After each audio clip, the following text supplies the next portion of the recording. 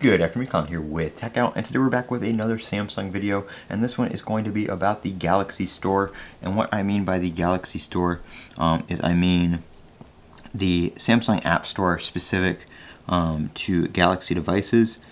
So right here, they have their own App Store. It's pretty much like the Play Store at this point. A lot of the applications in this application can also be downloaded on the Play Store, and if you download it on the Play Store, it recognizes that, you downloaded it on the Play Store already. It's basically the same application. Well, here recently Samsung has been moving some of their applications over to the Play Store and beta testing them over there.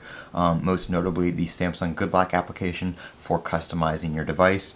And a lot of people are wondering why Samsung might be moving that over to the Play Store when it's been on the Galaxy Store exclusively for years. So there is some speculation out there that Samsung may be planning on discontinuing the Galaxy Store in the future and just using the Play Store, which in my opinion wouldn't be a bad idea at all. The only thing I ever use the Galaxy Store for is the Samsung updates to the Samsung specific applications that come through this Galaxy Store.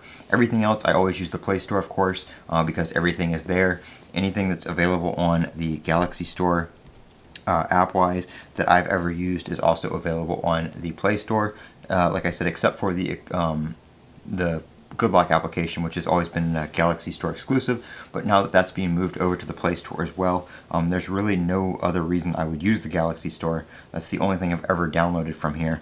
So I think at that point, I don't really know a lot of people that do use the Galaxy Store. Let me know down in the comments below if you guys ever use it, or if you are exclusively a Play Store user.